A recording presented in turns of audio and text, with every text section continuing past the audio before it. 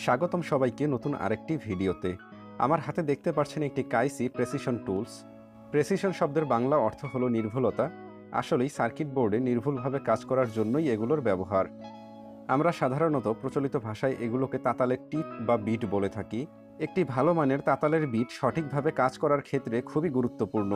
যদি তাতালের বিট ভালো না হয় সেক্ষেত্রে সোল্ডারিংয়ের ক্ষেত্রে অনেক অসুবিধা হবে, ঠিকমতো লিড বা রাং গলবে না, আরও অনেক অসুবিধা। আবার অনেকেরই অভিযোগ থাকে যে তাতালের বিটে লিড বা রাং ধরে না।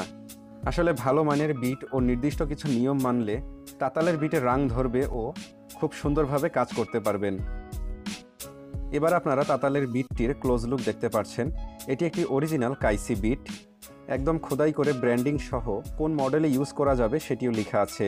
এগুলো মূলত V900 সিরিজের সিরামিক কয়েলের তাতালগুলো ইউজ করা হয়। তাতালের বিটটি পুরোটাই পিতলের তৈরি, তবে ভিতরের এই অংশে কিছু একটা দেখা যাচ্ছে যেটা হয়তো স্টিল হতে পারে।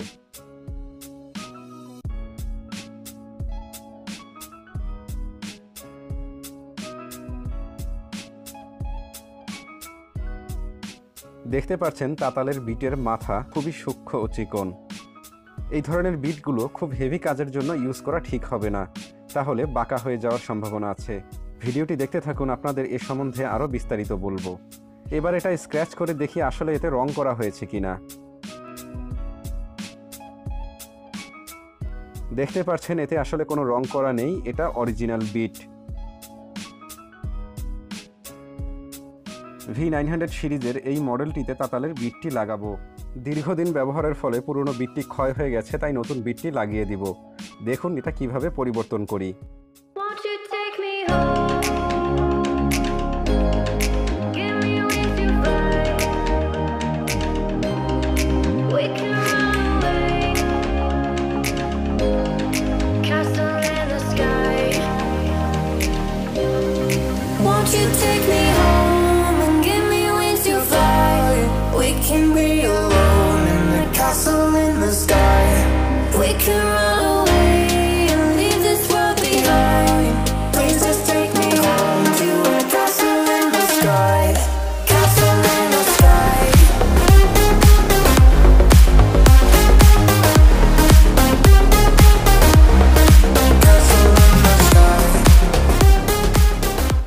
পরিবর্তন করা শেষ, এবার এটিতে বিদ্যুৎ সংযোগ দিয়ে দিব।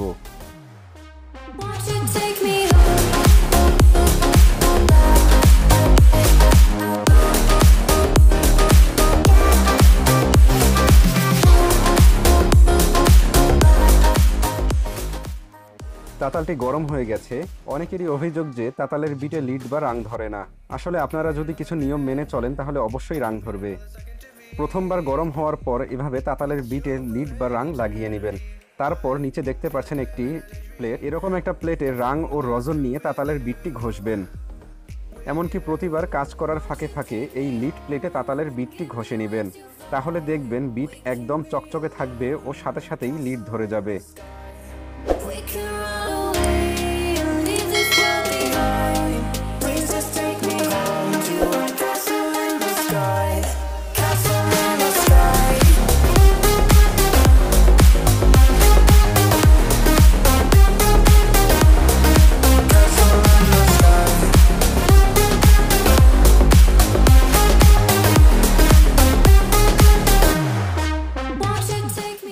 এবার একটু সোল্ডারিং করে দেখি আসলে কেমন কাজ করা যায়।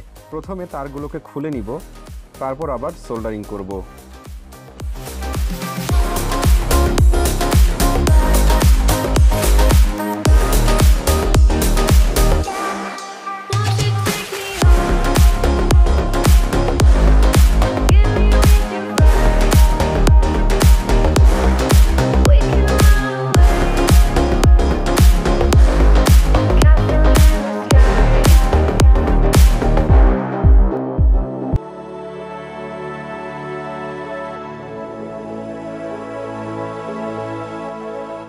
দেখলেন খুব ভালোভাবেই কাজ করা যাচ্ছে। আপনাদের প্রথমেই বলেছিলাম এই বিটগুলো কিন্তু হেভি কাজের জন্য না। মোবাইলের সার্কিট বোর্ড ও এ ধরনের সার্কিট বোর্ডে খুব ভালোভাবে কাজ করতে পারবেন, কিন্তু বড় সার্কিট বোর্ডে এগুলো দিয়ে কাজ করতে পারবেন না। বড় সার্কিট বোর্ডে অত্যধিক হিটের প্রয়োজন হয় ও শক্ত তাতালের বিটের প্রয়োজন হয়, না হলে প্রেসার পড়লেই তাতালের বিট বাঁকা হয়ে যাবে। আর এই তাতালের বিটটি এতই সূক্ষ্ম যে সামান্য একটু জোরে চাপ পড়লেই বাঁকা হয়ে যাবে। মোবাইলের সার্কিট বোর্ডের আইসি রিসোল্ডারিং, চার্জিং পিন লাগানো, রেজিস্টার ও ডায়োড লাগানো, তার জোড়া দেওয়া সহ যাবতীয় ছোটোখাটো কাজগুলো খুব ভালোভাবেই করতে পারবেন। কিন্তু বড় ও হেভি সার্কিট বোর্ডগুলোই এটা দিয়ে কাজ করতে একটু সমস্যায় পড়তে হবে।